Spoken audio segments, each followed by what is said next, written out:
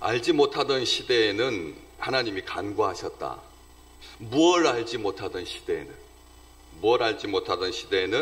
하나님께서 허물지 않으셨다. 바로 직전 개역성경에 보면 허물지 않으셨다 이렇게 기록되어 있습니다. 간과하셨다, 허물지 않으셨다. 알지 못하던 시대에는 하나님께서 간과해 주셨다, 묵인해 주셨다.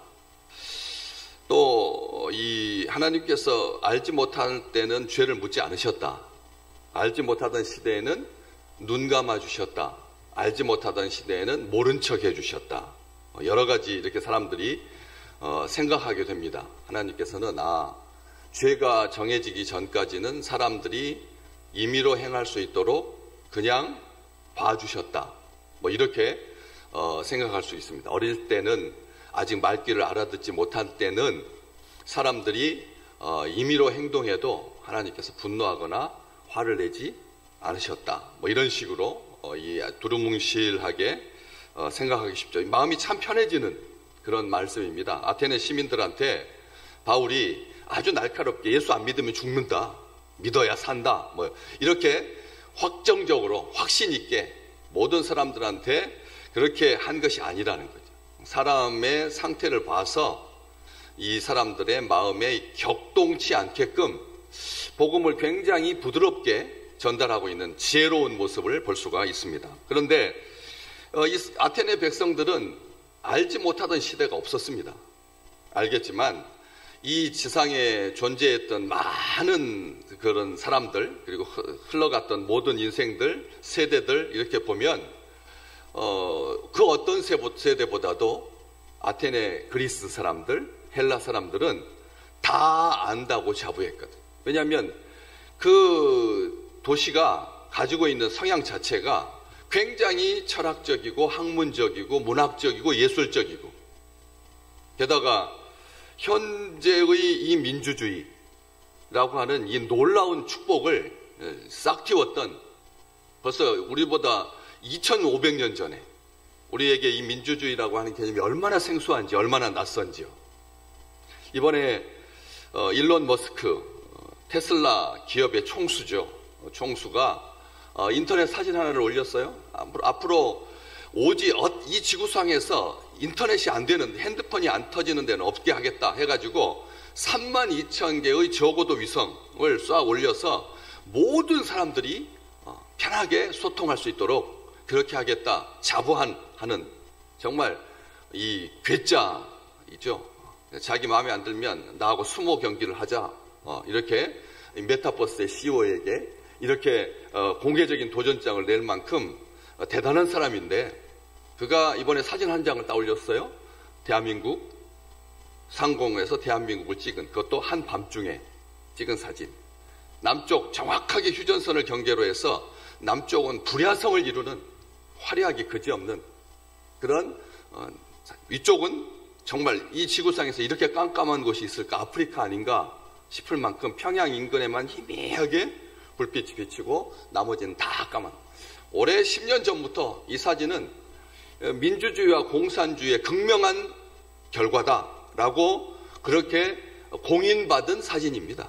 그런데 이번에 또 새삼스럽게 그것을 올려서 공산주의 70년 만에 이 민주주의와 승부해서 결국은 결과가 이런 거다라고 하는 것을 온 세상 인터넷을 다룰 수 있는 모든 백성들한테 공개적으로 알린 그런 사진이었죠. 거기에서 보듯이 이 민주주의라고 하는 것은 인간이 지금까지 생각해낸 가장 완전한, 인간이 생각하기에 가장 완전한 그런 시스템을 구축하고 있었던 나라가 바로 그리스, 아테네, 헬라 사람들이거든. 그들이 가지고 있었던 철학, 필로소피아, 지혜에 대한 사랑, 지식에 대한 사랑으로 충만했던 그런 나라인데 뭐가 부족하겠습니까? 알지 못하던 시대가 한 번도 없었던, 모든 것을 다 알았던, 자부했던 그런 사람들이 끊임없이 그렇게 새로운 지식을 추구하고 보십시오. 오늘 본문 말씀 펴놓으셨으니까 21절 말씀면 보시면 모든 아덴 사람과 거기서 나그네 된 외국인들이 가장 새로운 것을 말하고 듣는 것 이외에는 달리 시간을 쓰지 않음이더라. 이 사람들의 성향 자체가 뭐 새 것이 없을까? 뭐 새로운 것이 없을까? 해가지고 온통 정신을 다 빼앗기고 있는 그런 사람들이었다는 거죠. 말고자 했다는 겁니다. 새 것에 대해서 그렇게 무한한 그 궁금증을 가지고 자기 인생을 확장시킬 그 어떤 것이 없을까? 어떻게 하면 많은 것을 알 수 있을까? 제대로 깨달을 수 있을까? 그렇게 추구했던 사람들인데 23절에 있는 것처럼 알지 못하는 신에게까지도 제단을 쌓아가지고 자기들이 혹시라도 알지 못하는 것들로 인하여서 낭패를 보지 아니하도록 완전한 안전망을 갖추기 위해서 아테네라고 하는 그 시가 가지고 있었던 그리스 전체에 있는 잡신을 다 합친 것보다 더 많은 신들이 골목골목마다 다 차지하고 있었던 우상으로 자리했던 그 사람들의 마음속에 뭐가 있었다는 겁니까? 불안했다는 겁니다. 불안했다는 거예요. 새해를 맞으시면서 어떻게 하루를 어제 보내셨습니까?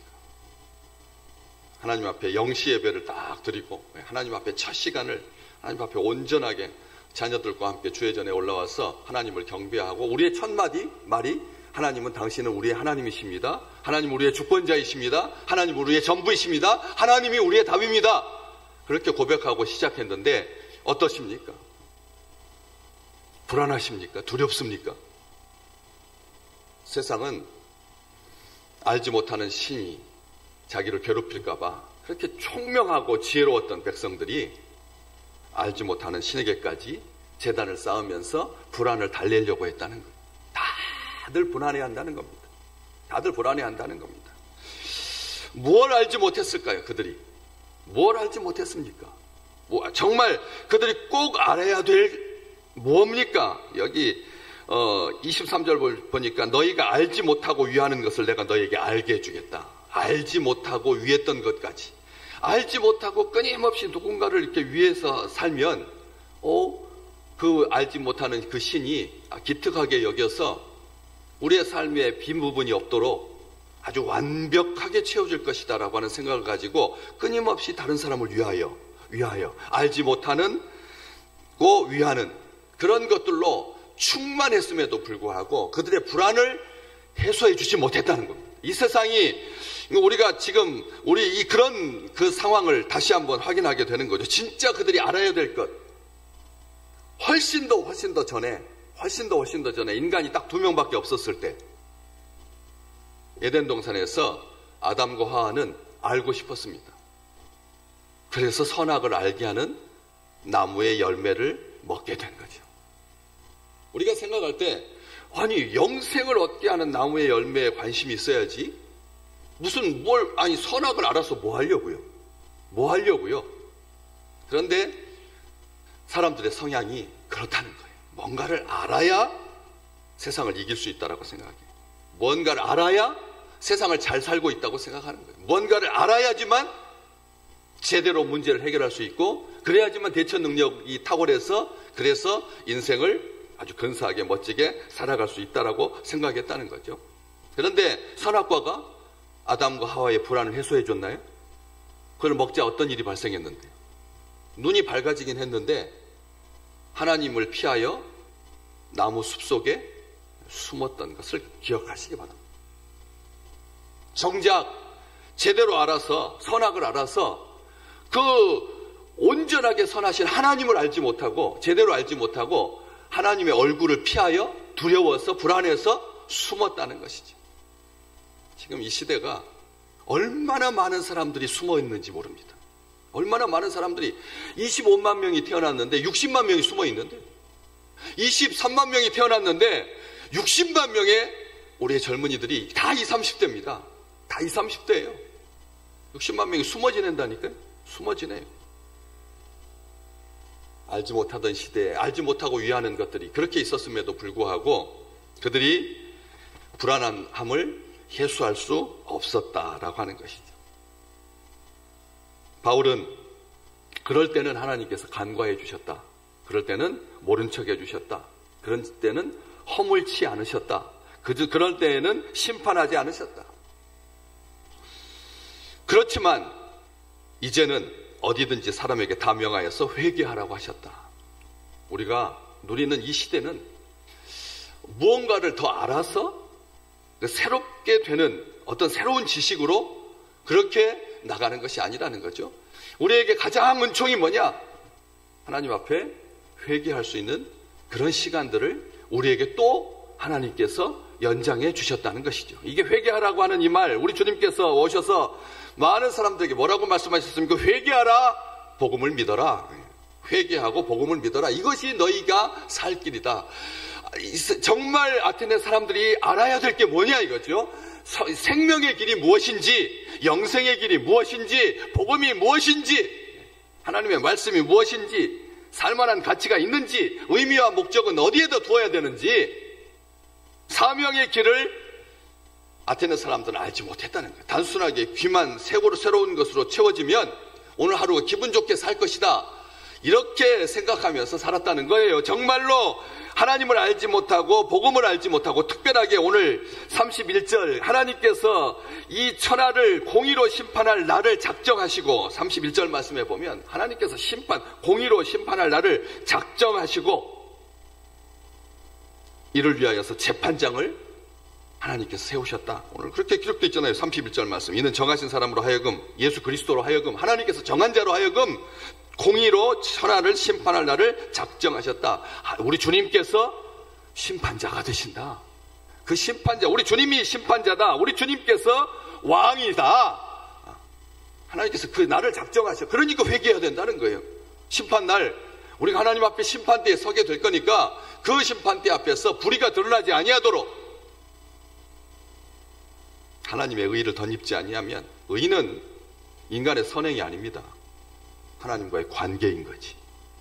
하나님과의 온전한 관계를 하나님께서 우리에게 허락해 주셔서, 다니엘서 7장 14절, 바로 주님께서 다스리실 그 나라, 어떤 나라인지 분명하게 보여주죠. 그에게 권세와 영광과 나라를 주셨다. 모든 백성과 나라들과 다른 언어를 말하는 모든 자들이 그를 섬기게 하셨다. 그 권세는 소멸되지 아니하고 영원한 권세이시고, 그 나라는 멸망하지 않는 나라다. 우리 하나님께서 재판장으로 세우신 예수 그리스도를 믿어야 산다. 어떻게 살 것인가? 어떻게 구원받을 것인가? 어떻게 영생의 길을 갈 것인가? 이제는 어디든지 다 명하여 어느 곳에서든지 다 볼 수 있도록 32,000개의 위성을 쏘아 올려가지고 온 지구촌에 끊김이 없게 하겠다. 이제 오지는 중국한테 밀려서, 그래서 우리가 주도권을 뺏겠다. 우리가 그 오지 세대, LTE 시대, 정말 영화 한 편 봤는데 2, 3분 걸리는, 영화 한 편 받는 시간을 30초로 줄이는, 막 이렇게 아주 놀랐던 그런 시대를 살고 있던, 정말 이 세계의 디지털의 총알하고 일컬어졌던 대한민국이 중국한테 오지의 선두권을 빼앗기고, 그래서 다음 단계로 하나 더 뛰어서 육지에다가 그냥 수조 원을 쏟아부터 부어가지고 영화 한 편 봤는데 0.2초 걸린다고 합니다. 영화 한 편을 봤는데 0.2초. 눈 깜짝할 사이가 아니에요. 그냥 눈을 감겠다고 생각하는 그 순간에 영화가 다 한 편을 다운받을 수 있는 육지 세대를 향해서 나가고 있는데, 거기가 과연 육지냐 이거죠. 거기가 과연 발을 내디딜 수 있는 육지가 될 것인가? 다시 한번 생각해봐. 영어 빨리 받아서 뭐 하려고요? 영화를 0.2초 내에 받아서 뭐 하려고? 그런데도 온 세상에 32,000개의 위성을 띄워가지고 사람들로 하여금 소통이 끊김이 없게 하겠다. 뚜벅뚜벅 하지 않게도 사람의 모습이 자연스럽게 그렇게 보일 수 있도록, 딱딱딱딱 끊겨져 가지 아니하도록 그런 혜택을 주기 위해서, 그게 살 길이냐? 그게 영생의 길이냐? 그게 구원받는 길이냐? 그게 복된 길이냐? 그게 생명의 길이냐? 결과가 중요한 거죠. 우리 주님께서 새해를 맞으면서 부활하신 주님, 여기 우리 주님께서 우리에게 심판자가 되시고 공의로 심판의 날을 작정하시기 위해서 정하신 사람이고, 하나님께서 그를 죽은 자 가운데서 다시 살리신 것으로 모든 사람에게 믿을 만한 증거를 주셨다. 부활하신 주님이, 이 사인이 하나님께서 우리에게 허락해 주신 가장 복된 길이다. 갭 투자에 대해서 말하지 않았다는 거예요. 어디에다 분산하는 것, 달걀을 한 바구니에다 한 꾸러미에다 담지 않는 것으로 인생을 시작해라 하지 않으셨다는 것. 어떻게 하면 대박이 나고, 어떻게 하면 운수대통이고, 어떻게 하면 고상하고, 어떻게 하면 우아하고, 어떻게 하면 아름다울 것인지 우리 주님께서 말씀하지 않으셨어요. 모든 사람에게 믿을 만한 증거, 부활을 우리 주님께서 생명이라고 하는 것을 다시 사는, 다시 그를 죽은 자 가운데서 다시 살리신 것으로 모든 사람들에게 믿을 만한 확실한 확정적인 증거를 주셨다라고 하는 것이죠. 근데 바울이 아테네 시민들에게만 이런 말을 한 게 아니라 사도행전 14장 16절 한번 잠깐 자막을 통해서 보실까요? 사도행전 14장 16절에 이미 말했어요. 한번 같이 읽어보실래요?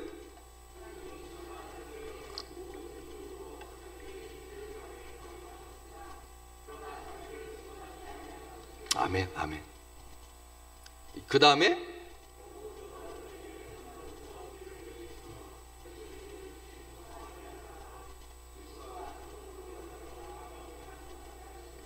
똑같은 말이죠. 오늘 우리 다시 한번 말씀을 보는 거예요. 지나간 시대에는 모든 민족으로 자기들의 갈 길을 그냥 가도록 하나님께서 뭐 하셨다고 여기에서는 14장에서는 방임하셨으나, 방임이라고 하는 말이 훨씬 더 허용적이고 그냥 하나님 무책임한 것처럼 그렇게 보이는 단어인 줄 보이시죠? 그런데 그게 아니라는 거예요. 간과 묵임, 방임, 이것이 무슨 뜻입니까? 우리 하나님께서 오래 참으셨다는 거예요. 오래 참아주신다는 거예요. 하나님이 오래 참으심을 말하려고 하나님 앞에 써서는 안 될 단어를 쓰고 있는 거예요. 간과 방임, 우리 하나님에게는 허용되지 않는 단어거든요. 그런데도 하나님께서 기꺼이 그것을 감수하시면서 오래 참으시면서 때가 차서 복음을 받아들이는 사람에게 하나님께서 사도행전 14장 17절 자기를 증언하지 않으신 것이 아니라 일반적인 자연현상 가운데서 하나님께서 한번 잠깐 17절 보세요. 여러분에게 하늘로부터 비를 내리셨다는, 결식이기를 주시고 선한 일을 하시고 음식과 기쁨으로 여러분의 마음을 만족하게, 오늘 우리 하나님께서 그런 증거를 주셨으니까 우리 하나님께만 소망을 두고 오늘 사랑하는 가족들과 함께 맛있는 음식과 기쁨을 먹는 것, 이게 새롭게 시작하는 믿음의 백성들에게 결실기를 주실 것이고 하나님께서 충만하게 하실 것이다 라고 하는 참된 소망, 참된 소망. 로마서 1장 19절에서 20절 말씀, 하나님을 알만한 것이 그들 속에 보일 수 있도록 하나님께서 그들에게 보이셨다. 언제부터? 창세로부터, 옛날 처음부터 하나님께서 다 보여주셨다. 그가 만드신 만물에 분명히 보여서 알려졌다. 그렇기 때문에 그들이 핑계할 수 없다. 우리 주님께서 말씀해 주셨거든. 이 세대가 하나님 앞에 소망을 두기를 간절히 소망합니다. 우리 세대가 하나님 앞에 간절한 소망을 두기를, 간절한 소망을 두기를, 그래서 생명의 길로, 복된 길로 나아갈 줄로 저는 믿습니다. 확신합니다. 하나님께서 우리에게 이 약속을 주시면서 새해를 시작하게 하셨기 때문에 그렇습니다. 온전히 이번 한 해가 그 어떤 세대보다, 어떤 시대보다도 모든 곳에서 오늘 말씀 분명하죠. 어디든지 사람에게 명하여서 회개할 수 있는 그 은총을 우리에게 주셨습니다. 지나간 시간들을 하나님 앞에 겸허히 다시는 그 길 가서는 안 되는 거예요. 돌이키는, 하나님의 길로만 행하는 우리와 우리 아름다운 세대가 될 줄로 믿습니다. 소망합니다. 축복합니다.